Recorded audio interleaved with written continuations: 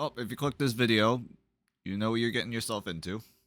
I'm just going to be recapping everything that happened in the Pacific side of Marvel Rivals Ignite here in Stage 1. I'm going to try to keep this as raw and uncut as possible. I'm probably just going to ramble and yap about Ignite Pack as I go through each and every single team, as I try to give you guys an idea of what to expect, and also give you guys a little recap of what in the world happened. Because I not only do I have to talk about Asia, I also got to talk about Oceania. OCE is a whole different realm. That was a fun one to watch. Stage 1 was very, very entertaining, and I'm gonna try to just summarize every single team and just give you an idea of what you can expect in the OCE region. I mean, everyone's talking about GenG this, GenG that, but there's other teams that you might want to look out for, you know. So why not just start with GenG, right? They're the partner team. They're one of two partner teams here in Ignite Pacific, right? You got Bobo, FMCLs, and Starry, Deweb, Salve, and Skittles.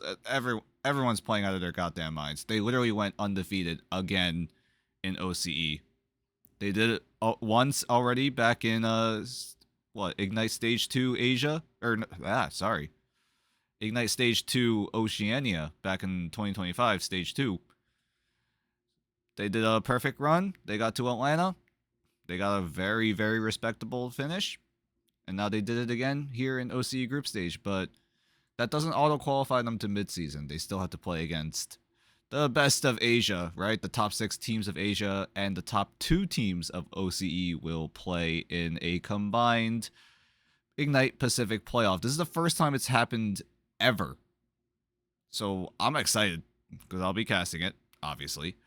So we'll see how GenG fare up, right? I mean, this is a team that's been together since Stage 2, but over in Atlanta last year, that wasn't their full roster, right? Salvation couldn't make it, and Fidel had to sub in for what was Chopper Mag at the time, and they still cooked. So imagine if they had their full 6-man, right? If Salvation does make it to wherever the midseason finals is without any visa issues, holy crap, GenG look freaking scary. It's also going to be a matter of meta, right? We're going into Season 8.5 for playoffs, and then I assume mid-season will be on the Season 9 patch. So there's still a lot of time to figure out the meta, right? How much is it going to shift? Are we going to go towards dive, or are we going to go towards brawl? Are we going to see teams rise up to the occasion in the international tournament? Do they figure out the ban draft earlier than others? So on and so forth. That's been the recurring pattern here in Marvel Rivals. It's all about adaptability. It's going to be a test for GenG to see if they're able to adapt, right? They're very dominant in their region domestically. So we're going to have to see if they're going to be able to translate it into another insane international run. I feel like not a lot of people expected Chopper Mag to get that deep of a run back in the grand finals, and I'm glad they did. It was a fun team to watch. I loved that storyline. I got to cast one of their games when they played against Reject, and that was absolutely insane. Shout out to Dogman, who casted alongside me. He's also the reason why I'm making this video. He's the one that inspired me indirectly. I watched his videos, and I'm sure you guys would love it if there was a Pacific version, because I know most of you guys that are watching this are living in America, so you only have a chance to watch the Americas, maybe EMEA, like in the mornings. But I'm here to cover you guys on the Pacific side. But GenG, I mean, Bobo Salvation, that's the Chinese duo. They're freaking insane in terms of synergy, right? I think we interviewed FMCL in one of the broadcasts, and FMCL was like, yo, once Bobo and Salvation start calming in Chinese, we already know the game is over. We won. It's just so funny. I mean, the team is insane. Like, freaking Zenstari, Deweb, they're great on the front line. Zenstari has a very, very good Devil Dino, and that was really entertaining to watch. Bobo is doing Bobo things. FMCL is doing all those dive characters, right? Black Cat, Daredevil, you name it, right? If you need a hero, FMCL can play it. That's basically what's going on for GenG. They have so much of that diversity, so much of that adaptability as well, right? Being able to cover all those bases when the meta does change, it doesn't affect them that much because they have a lot of different options already, and it's just a matter of picking and choosing which one is the best at the current moment. But GenG going on that undefeated run in the OCE Group Stage, they look good for playoffs. And it's just a matter of, can they make it to midseason? Because right now, with all the buzz going around and those quote-unquote scrim bucks, I think GenG make it. Anything, if GenG don't qualify to midseason, that is a huge disappointment. I'll say it right now. I mean, that there's already huge expectations for GenG coming into Pacific playoffs, and they have to perform. That's all they got to do. Do what they're doing. Do what they do best. Make sure that they stay on top of the meta. Cyclops is coming in here for playoffs, so I'm sure Bobo on the Cyclops is going to go absolutely ballistic, assuming that the Phoenix and the Star Lord are banned, right? Those two are also pretty goated duelists at the current moment. But we're going to move on. We're going to go to Fury now. Fury have not made any changes since preseason. They come into this tournament, and their run was okay, right? Like, Doxu has been one of the star players, I'd say, on Fury, right? You also brought in Haluk from I believe he played in Ignite Americas, if I remember correctly. Kanuya, Citrus, IX9, and Silver also rounding out the roster. I definitely had a lot of things to talk about when it came to Fury, right? Because back in preseason, they were a pretty good team, right? Haluk was doing so much work on the Vanguard Deadpool, Tank Deadpool, if you want to call it that. He was just very aggressive, right? Covering all of those off angles, making sure every single little area of the map is covered before they go for those key entryways into like the mission areas, like on Dom, Convergence, maybe even Convoy if they want to go that route too. He was doing a lot of work, but it just felt like in stage 1, he just got I feel like he overheated a little too much. I know. What other Pacific casters have been saying that, like, I was becoming the next Dogman Mace, right? Dogman has that beef with Mace. It almost got to a point where I was having beef with Haluk, but it was just, I mean, Haluk is a great player. Don't get me wrong. I love him. He's been fun to watch, but it just felt like in stage 1, it was just too aggressive. Like, Fury weren't on the same page for any of those plays, right? Especially when he was on that Emma Frost. He wasn't doing so hot, and it sucks, right? I want every player to do well. I want everyone to perform to the best of their ability. But it just felt like Haluk just felt like a sore thumb, and it's just unfortunate, right? I mean, Haluk, if you're watching this, I'm so sorry. I really wish you the best, but sometimes it's just a little bit of criticism, and I really want the best of every single player, right? Fury, that, like, this roster had a chance to make a run, and then they got upset by Vulcan Red, I believe in the lower quarterfinals, if I remember correctly. It was a nail-biter of a series, too. Like, Vulcan Red won 3-2, went to all 5 maps there. Fury should have won that on paper, but Vulcan Red were just a better team that day, and it hurts for Fury as a whole, right? This roster, I don't know if they're staying together for promo relegation. I think they're also in promo relegation, so we'll see if they're still a roster by the time that happens. But everyone on Fury were very, very good. Like, 2-1 win over JFT, and then they lose out against GenG, which sent them into the lower bracket, which set up their matchup against Vulcan Red. More on Vulcan Red later. And yeah, Fury just were not able to translate it into a win. It just felt like a little bit more weakened of a Fury that we saw back in preseason. But it's weird, right? Because Fury didn't make any roster changes, so you would assume that staying together would help out in terms of synergy, but it just felt like they slumped a little bit. Maybe it was meta. Vanguard Deadpool getting nerfed really did hurt Haluk a little bit. Doxu had a lot of available options in terms of his hero pool. Like, he had Black Cat, he's played a lot of Elsa. Phoenix was also available to him, and he was really good at it. And the supporting cast were okay, right? Like, no one was, like, bringing down the team, per se. Everyone did their job, but it's just a matter of can they take it to the next level. And Fury, unfortunately, just were not able to get there after narrowly losing against Vulcan Red. So a somewhat disappointing result, I'd say, for Fury, right? Top 6, that's not really where you wanted to be. You probably expected to at least contend against, like, the likes of Chiefs, JFT, Kanga even. We'll talk about Kanga next, because that, I feel like, is another one of those upsets that we saw back in OCE. So, Fury, very unfortunate result, but it's a matter of will they stay together in the long term, because we no one knows if they're going to be together still coming in. And I don't know.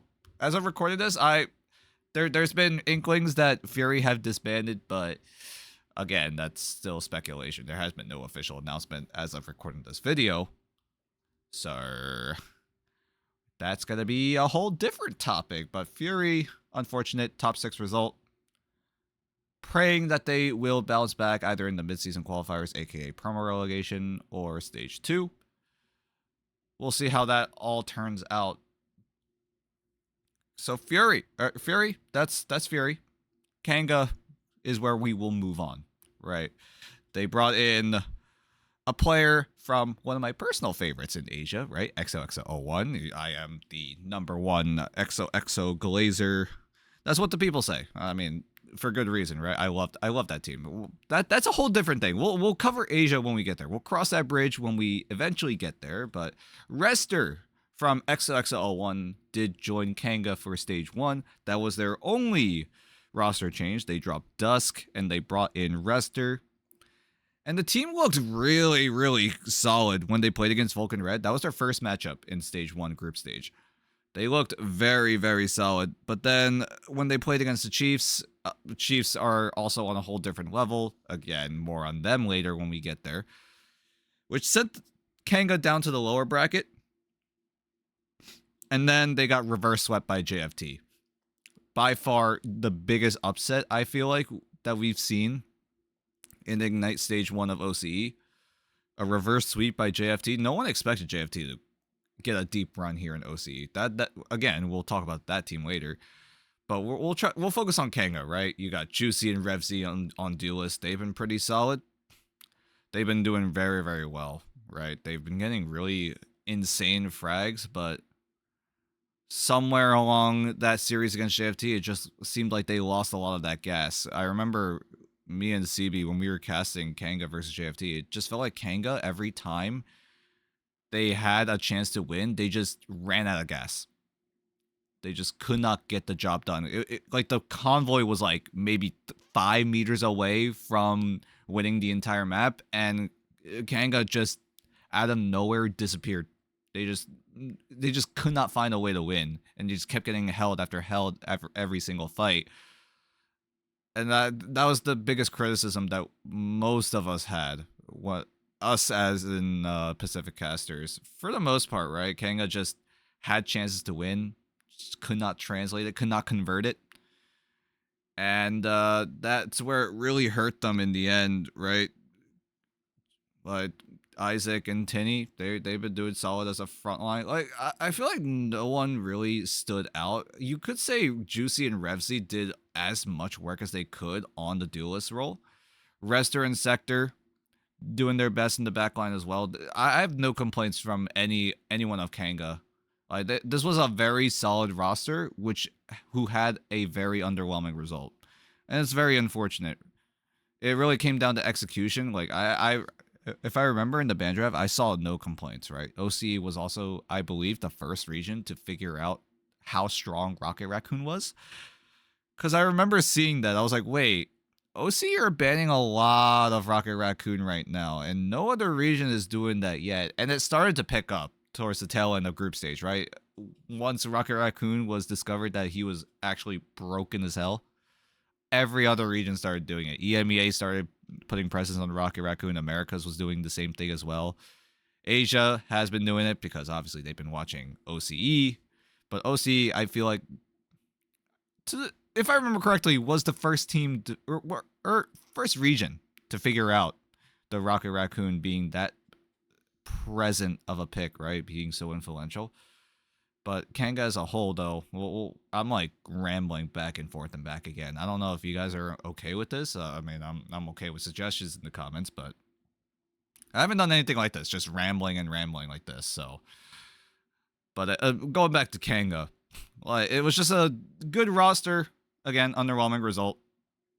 Like I have no complaints on this entire roster. It was just a very, very unfortunate result. The only feedback would be just try to find that win condition. Make sure you're thinking about for the long term. It just felt like Kanga again just thought about the short term, and then the long term came in, and they're just like, yeah, we got nothing. We broke, and we got no way to try to claw our way back.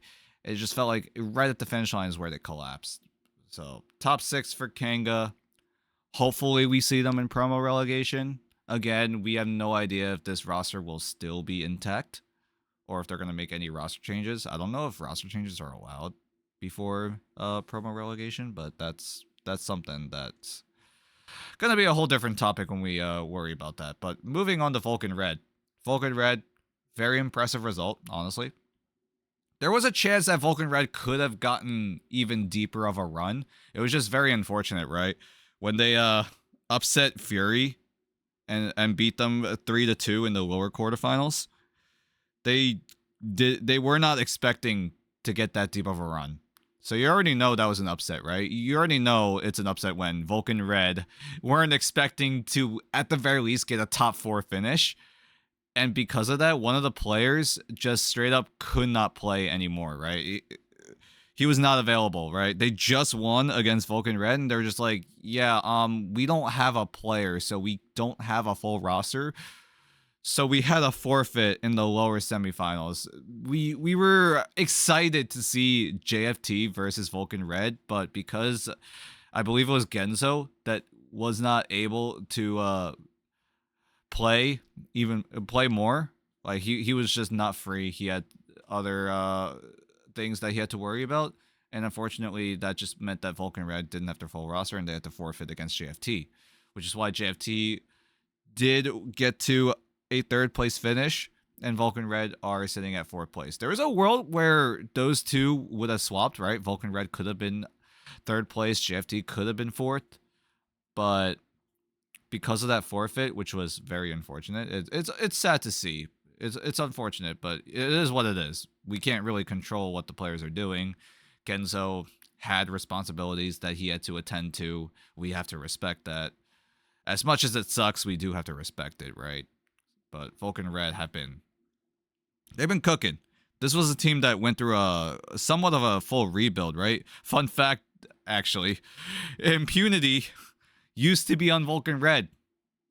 Yeah, you heard that right.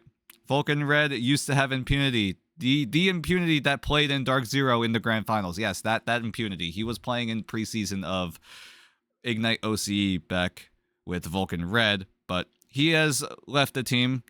You saw him play on Nightmare. Nightmare have been quite literally a nightmare. That was tough, right? I'm sure Dogman is ripping that team to pieces, but either way, there was also Lick and Netra, who used to be on Vulcan Red back in preseason. They've joined the Rival Esports, so they're elsewhere, and they bring in Lil Rang, Genzo. We talked about Genzo, who had to unfortunately leave during right before one of their matches against JFT, and then Quan XT, or Quan, I believe, is what he wanted to go by when he was playing in Ignite. But this was a very surprising result. I can't lie, right? I had a little bit of doubts, right? Vulcan Red didn't have the greatest preseason result. So coming into stage 1, the expectations were pretty low. They had went through a full rebuild. They're still trying to figure out what they want to do as a roster. So, and I'm impressed. I'm overall impressed. I mean, shout out to Lil Rang. I think this guy is someone that people need to watch out for. This guy has a lot of potential. He has been insane, especially on the Black Cat. He was just able to, every single fight, it just felt like he had the perfect timing on the Black Cat ult. Whenever they realize, hey, our opponents don't have any way to counter Black Cat ult, and Lil Rang just knew that. Like, every time Lil Rang went for the calling card, it was always like at least 2 kills. Every single time. And like that kind of knowledge is insanely beneficial into the game, right?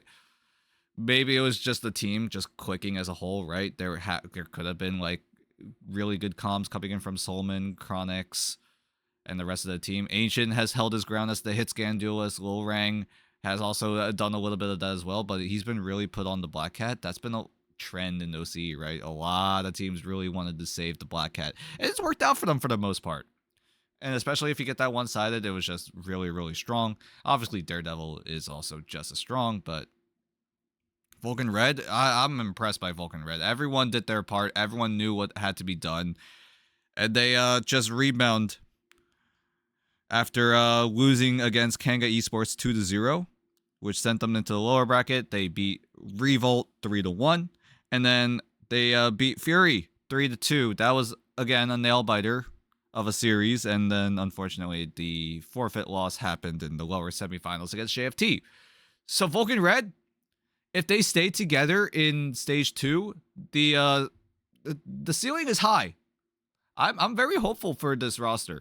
I'm really excited, especially if Lil Rang is staying on Vulcan Red. We have no idea if that's the case, but if Lil Rang is able to just hard carry Vulcan Red, I think Vulcan Red do have a chance to be a competitive roster. Maybe they make like 1 or 2 roster changes.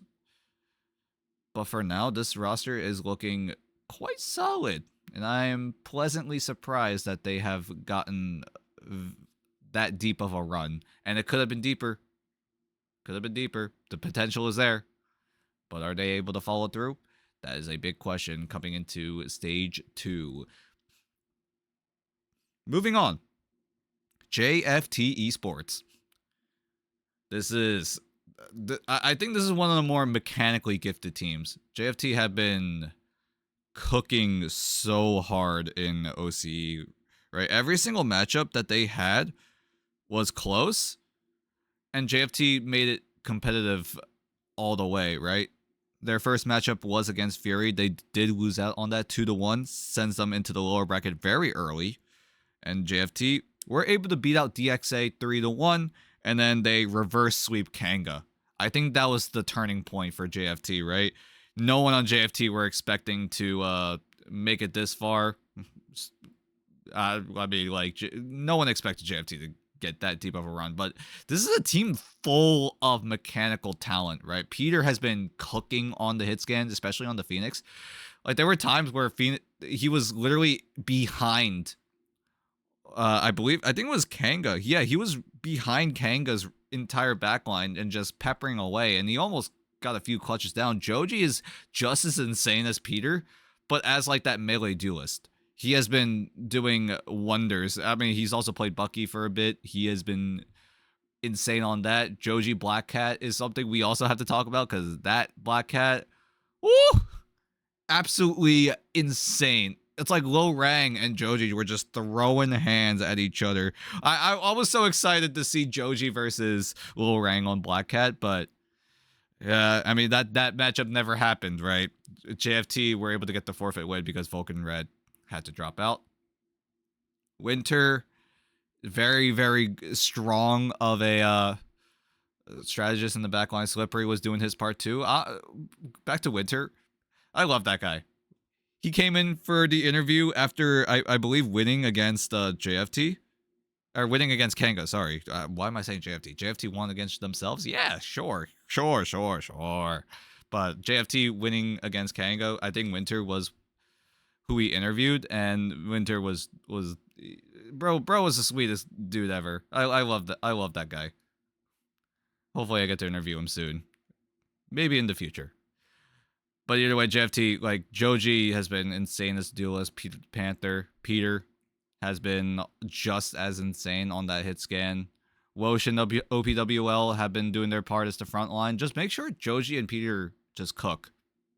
And that's exactly what JFT did. They stuck to their identity. They knew what had to be done, and they were able to just lock in and just get that reverse sweep against Kanga, which was absolutely cinematic. That was probably one of the best series that I've ever watched.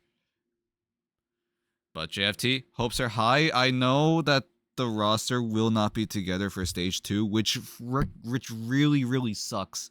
I really want this team to stay together and just grow as a team and maybe get competitive against the likes of like Chiefs and GenG, but unfortunately, this is the reality that we live in, and JFT will not be together.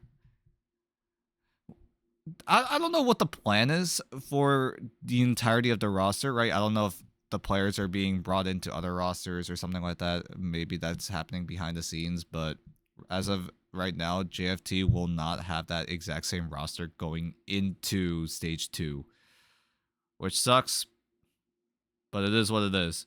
I'm praying that everyone on JFT find a new home, either here in Ignite or elsewhere, right? Maybe it's another region, maybe it's another title, maybe their calling is somewhere else. Doesn't have to be esports. It's up to them. If they want to stay here in this Marvel Rivals esports space, so be it. I'm totally fine with that. But if you if they want to go elsewhere, totally respect it. But JFT as a whole have been impressive, beyond impressive. They were part of the whole 3-way tie that happened in preseason. That's a whole different topic. Shout out to Tetcher for making that entire video. You should go watch that. Very good video. Very well structured. Very well explained in terms of what happened back in preseason. But JFT definitely leveled up here in stage 1. They have not made roster changes, so they just stuck together here for stage 1, and they got to top 3. So just barely missing out in Pacific playoffs. And considering that JFT was an MRC team, that's pretty impressive. Like, that is a great result. Like, you cannot hate on that, right? Top 4, top 3 as a MRC team that probably didn't expect to get this far into Ignite, right? But I'm hopeful. Joji and Peter, definitely the 2 duelists that you need to watch out for. They have loads of potential, and I'm sure that they will be mainstays, at least in the OCE scene. So Chiefs made it to top 2. They are the second best Oceania team going into Pacific playoffs. Unfortunately, it just felt like they were not able to beat GenG. Like, I mean, this is a very talented roster. Donald as the team captain, Beast Node alongside him in the front line. They've been doing really, really well as a frontline duo. Donald's Dino has been very, very, very good. At least keeping the rest of the Chiefs alive. Reno and Jong are given so much space to do whatever the hell they want. It just felt like Reno and Jong just went absolutely ballistic. Jong being that hit scan guy, Reno being that Black Cat DD guy. And they had a lot of flexibility. Very, very strong as a roster. Bubble and Zykrek doing their part in terms of keeping the teams alive. They have made some very, very clutch plays as well. At least in the grand finals, I think Bubble, I believe, got a really, really clutch Loki swap. He almost got pulled off the map by Spider-Man of FMCL. He got the Loki swap down, copied his own Cloak and Dagger, and barely got onto site before OT went out. So that was pretty clutch. Shout out to Bubble for that. So there's a lot of mechanics coming into this roster. Like, there's a lot of adaptability. There's a lot of tactics as well. Chiefs were also the only team to take a map off of GenG, not here in Stage 1. They did it back in preseason. They did it twice, actually. Chiefs were able to take one map against GenG in a best of 5, and then they did it again in the grand finals in the best of 7. So Chiefs, they have what it takes to go toe-to-toe with GenG, but at least here in Stage 1, it just felt like GenG were just at a whole different level, right? Chiefs were only able to take one map back in preseason, and this time they didn't take any. Every time they played against each other, GenG won 3-0, and then in the grand finals, GenG won 4-0. And fun fact as well, right? In the upper finals, GenG versus Chiefs, that was the first ever Lower Manhattan ever played in Ignite. You see a lot of Lower Manhattan now, but GenG and Chiefs were the first ones to do it in an official match. So that was the first time Lower Manhattan showed up in Ignite history. So that was cool. But Chiefs as a whole, right? Like, again, no complaints, right? They have the band draft down, they have the execution down, but right now the big question is, like, we know Chiefs are able to beat out every single other team in OCE, so they have their own realm of power level, right? Everyone else is like down here. Chiefs are right here. GenG are up here. Can Chiefs get all the way up to here, right? Can they go toe-to-toe with GenG and make things competitive in OCE? Because right now, it just feels like GenG are just at that whole different plane of existence. Chiefs have their own realm in terms of power level, but it's not up to the same level as GenG. And right now, the big question is, can Chiefs get to the level that GenG are?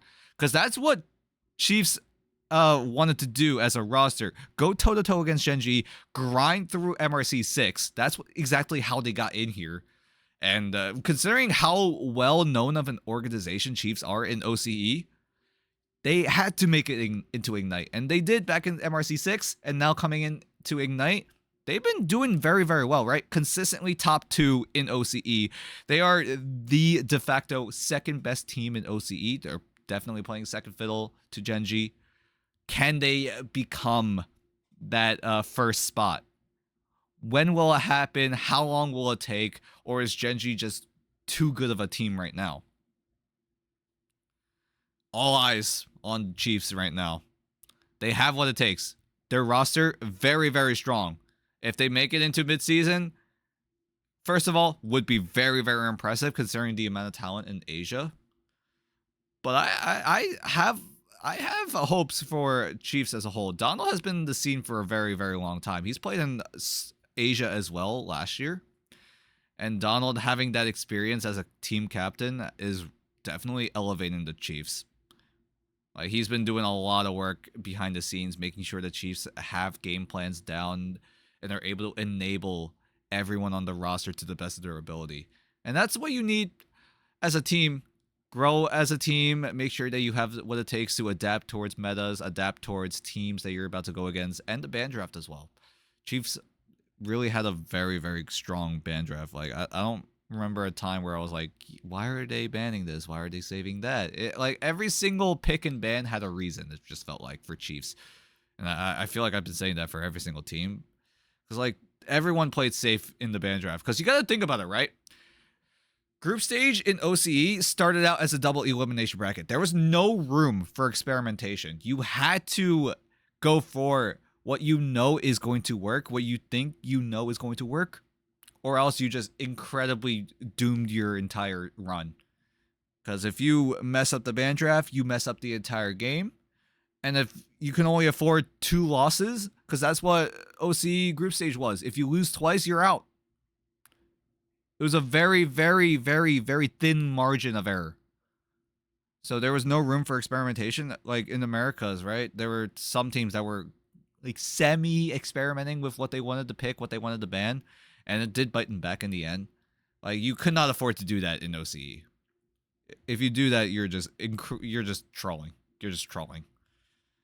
And I think that's why we haven't seen many adaptations in band draft, right? We saw a lot of Rocket Raccoon. That was like the biggest adaptation that we saw in OCE. And other than that, it's just like, yeah, everyone's doing the same thing, right? Gambit first ban off the rip, Devil Dino first save, either Devil Dino or the Black Cat, which meant Dino could be one-sided, and then they would respond with Black Cat being one-sided.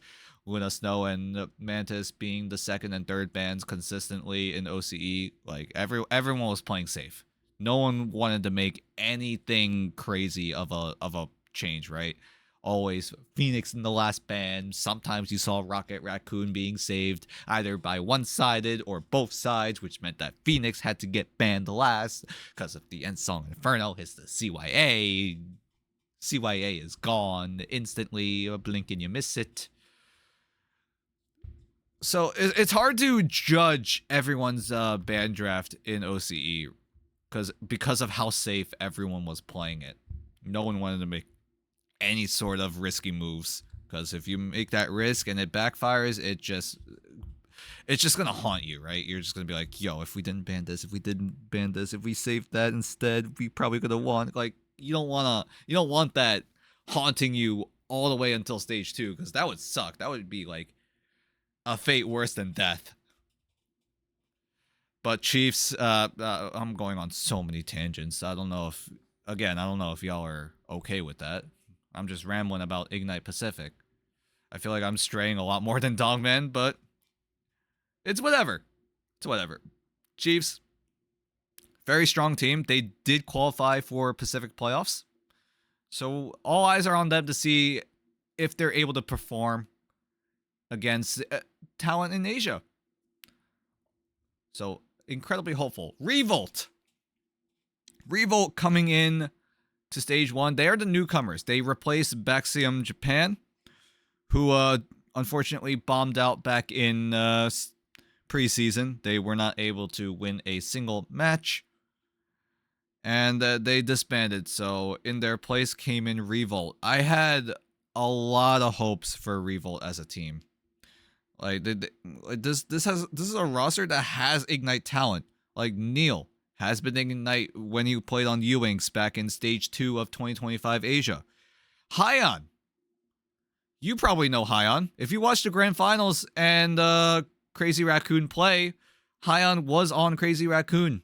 That was the last time he played in Ignite, and he made his grand comeback here in stage 1 OCE, but unfortunately, it was just not a happy ending. And yeah, I mean, we expected this coming in, right? I think Neil came into my Twitch chat like a few days ago, actually, and told me that Revolt had 0 time to prep for Ignite OCE. Like, after their MRC run, like, I think, like, what, a few days before stage 1 was about to start? Maybe like a week or 2? I don't remember. Either way, he told me that Revolt just didn't have time to prepare for stage 1 OCE. And that's really unfortunate. They were just not able to get the necessary scrims, get the necessary reps down in order to go against the likes of OCE talent, right? To be fair, it was a very tough matchup right off the rip. They had to play against Chiefs. And Chiefs are the second best team in OCE, and Revolt are the newcomers here in Ignite, and they just got blown out of the water. They did get a map against Vulcan Red, but that's all they had. That's really all they had. Revolt got a map against Vulcan Red, but then Vulcan Red did win out 3-1. And that was the end of Revolt's run. They do finish in top 8. Very unfortunate result. But, like, given the circumstances, it was already a tough run at the start, right? 0 time to prep. You already had to play against the second best team in the region, and you kind of just were not able to find a foothold in terms of the meta, in terms of playing as a team in a whole different environment, right? MRC is its own thing, right?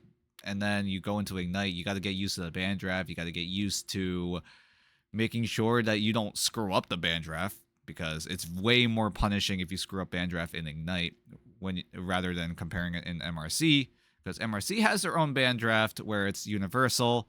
If you ban one character, it's banned for both sides. But here in Ignite, if you ban a hero, it's banned for the other team only. And if the other team wants to ban that same hero, they have to invest a ban of their own against you. So it's a lot of that strategic depth, and Revolt just unfortunately just didn't have the time to prepare for that kind of scenario. And unfortunate for Revolt, it was just a series of unfortunate events, it felt like. Like, if Revolt were given time and room to prepare, Revolt definitely could have made things a lot more competitive, but it is what it is. Unfortunate for Neil and Hyon. Mills did his best. Sable, KB7, and Cookie, shout outs to them as well for doing their best to the best of their ability, given the circumstances, like Revolt were always trying to find ways to win. Like, right, they never gave up. They were doing their utmost until the run was over, and I applaud most of the roster for being that tenacious given the circumstances. So Revolt, not sure if they'll be around. Maybe they'll be in promo relegation for Pacific. We'll see if that roster is still intact by that time. But Revolt, that is that's Revolt. Top 8 result, last place. Unfortunate, but it is what it is. Another team that finished in last place. This is the last team in OCE, DXA Esports. I know Matt C is crying in a corner right now because his favorite team ended up in last place in Stage 1, which is really unfortunate because DXA, I believe, were the reasons why we had that whole 3-way tie scenario back in OCE preseason. But again, that's a whole different topic. But again, another unfortunate matchup for DXA. They had to go up against GenG off the rip. So we all know how that went. DXA got blown out of the water. No chances for any sort of comeback. And then they get sent into the lower bracket and they set up their matchup against JFT. And JFT comfortably win that 3-1. DXA just... they had their moments, but it was just that execution just was not there, right? Like the roster, I believe, made no changes. And they didn't make it into playoffs back in preseason. They almost did. But it just felt like they were just the same, right? Like what we saw in preseason from DXA, right? Their chances of like doing something crazy, they do it once and then it just never happens ever again. We saw that in preseason when they got the upset against, I believe it was Kanga, if I remember correctly. Something like that. But like they pull off like something crazy and then it just doesn't happen again. It's like a one-hit wonder, right? They do that in preseason and then coming into Stage 1, they get one map against JFT and that was about it. So it was just like a stagnant result. Like they weren't better, they weren't worse. They were just about the same, right? It met expectations. The expectations were like somewhat on the lower end, but that was just the overall like consensus of DXA. We didn't expect them to get a deep run. Unfortunately, our assumptions were correct. Hopefully, they do stay intact for promo relegation again. Like this is a roster that has potential as well. Tashi and Pars doing as much work as possible on the duelists. Gakt and Nev doing their part as well in the Vanguards. Rexy and I believe it was Fix, both on the strategist role. And they did their part. They did their best. And it just felt like when it came to the execution, they just played against the other team just was better. It just felt like, right? The band draft, can't really complain about it again because everyone was playing safe. I already went on that tangent. I'm not going to go on it again. But like DXA also finishing last place alongside Revolt will mean that they are going to be playing in promo relegation. And we'll see if they're able to lock things in, stay together as a roster, maybe work on a few things, and make sure that they're ready to try to make a comeback into Ignite. So, we'll see. We'll see what the future beholds for them. Because, again, if you stay together as a roster long enough, you have chances of making it all the way. But, again, we'll see if DXA are able to adapt and overcome what is a very crazy meta in Ignite. So I don't know if I want to cut this. I might cut it here. I might cut it here for OCE and then do a whole different video for Asia because this video has already been going long. It's like what, 45 minutes. But thank you for watching. I don't know if I've put in any useful information. We'll see if you guys are gonna enjoy this kind of content. I'll put it out as soon as I can. So if you stuck around to the end, thank you for watching. If you have any feedback, let me know in the comments. I felt like I did my best to try to explain everything that happened in Ignite OCE. Maybe some stuff that I said was just like a bunch of nothing burgers. You could bash me in the comments like as much as you want. I'm open to feedback. But if you enjoyed me just rambling about OCE, thank you. And I'll see you guys for the next video, which is probably going to be me rambling about Asia. So that video will be out eventually, hopefully very, very soon. But shout out to Dogman for inspiring me to make this video for the Pacific scene. And this is OCE. So I'll be back to yap about Asia. And make sure you like and subscribe as well. Go do that. Go do that.